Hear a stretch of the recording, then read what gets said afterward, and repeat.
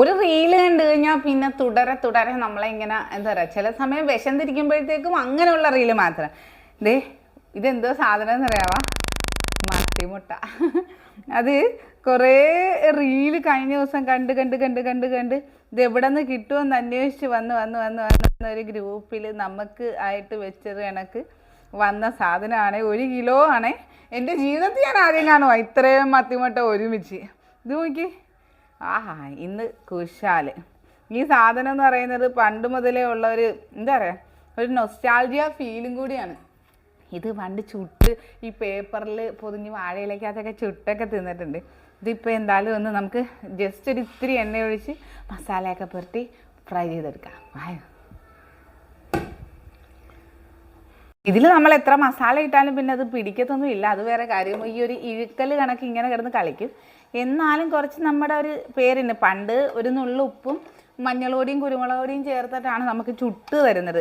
എനിക്കൊക്കെ പണ്ട് ഈ അടുപ്പുള്ള സമയത്ത് വീട്ടിലൊക്കെ ചെയ്യുന്ന സമയത്ത് ഈ മത്തിമുട്ട എനിക്ക് തോന്നുന്നു ഇത്രയും ഒരു ആണ്ടിൽ അല്ല, എൻ്റെ ജനിച്ച വർഷം മുതൽ നോക്കിയാൽ ഇത്രയും നാളുകൊണ്ട് ഇത്രയും ഇത് കഴിച്ച് കാണത്തില്ല. വളരെ റെയറായിട്ട് കിട്ടുന്നൊരു സാധനമാണ്. അപ്പോൾ എന്തായാലും നമുക്ക് പുരട്ടി നോക്കാം.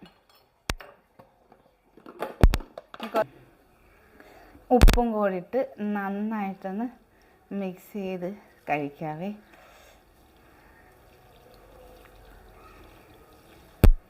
ഈ മീൻ വെട്ടുന്ന സ്ഥലങ്ങളിലാണ് ഇതിങ്ങനെ കിട്ടാറ്. കാര്യം ഇപ്പം തിരക്കുള്ള ജീവിതമല്ലേ, അപ്പം മീനൊക്കെ എല്ലാവരും വെട്ടി, മത്തി ഉൾപ്പെടെയൊക്കെ വെട്ടി കൊടുക്കുന്ന സ്ഥലങ്ങളുണ്ടല്ലോ, അവിടെ നിന്ന് കിട്ടുന്നൊരു സാധനമാണ് കേട്ടോ. കണ്ടിട്ട് തന്നെ എങ്ങനെയുണ്ട്, ആഹാ 1 കിലോ സാധനമാണിത്.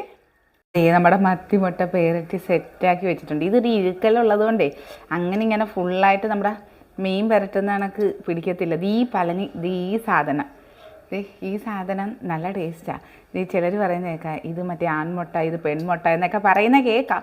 അതേ നമ്മുടെ എണ്ണ ചൂടായിട്ടുണ്ട്, നമുക്ക് നമ്മുടെ മത്തിമുട്ട ഇട്ട് കൊടുക്കാവേ. ഇതിനൊരു കുഴപ്പമുണ്ട് കേട്ടോ, ഇത് പൊട്ടിത്തെറിക്കും. അപ്പം ജസ്റ്റ് ഒന്ന് ഇട്ട് കൊടുത്തിട്ട് ബാക്കി നമുക്ക് അടച്ച് വെക്കാം. കാര്യം ഇതൊന്ന് ആവിയിലൊന്ന് ജസ്റ്റ് ഒന്ന് വെന്ത് കിട്ടിയാൽ മതി. അപ്പം അതേ നമ്മുടെ മത്തിമുട്ട ഇത് കണ്ട, നമ്മൾ എത്ര ഇതാക്കിയെന്ന് പറഞ്ഞാലും ആ ഒരു ഇത് എന്താ പറയുക, മസാല അതിൽ നല്ലപോലെ പിടിക്കത്തില്ല. അപ്പോൾ ദേ നമ്മുടെ മുട്ട റെഡി ആയിട്ടുണ്ട്. ഇവിടെ ആൾക്കാർ ക്യൂ ആണ് കേട്ടോ മുട്ട തിന്നാനായി. ആഹാ ഒരു രക്ഷയില്ല. ആഹാ ഓയ് നല്ല ചൂട് മുട്ട. ഓ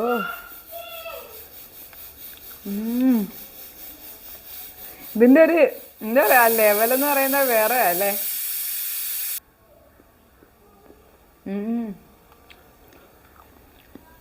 ഇത്രയും മുട്ട തന്നെ കുറേ മത്തി വാങ്ങിയപ്പോഴായിരിക്കും കിട്ടുന്നത്. അത് എല്ലാവരും കൂടെ ഉള്ള കുടുംബത്തിലൊക്കെ 1-2 പീസൊക്കെ കിട്ടിയാൽ കിട്ടി. അപ്പോൾ എന്തായാലും സംഭവം സെറ്റ്. അപ്പോൾ ഞാൻ പറഞ്ഞിട്ടുണ്ട് ഇനിയും കിട്ടുവാണെങ്കിൽ വിളിക്കണം, ഞാൻ വന്ന് വാങ്ങിച്ചോളാവേ എന്ന് പറഞ്ഞിട്ടുണ്ട്. അപ്പോൾ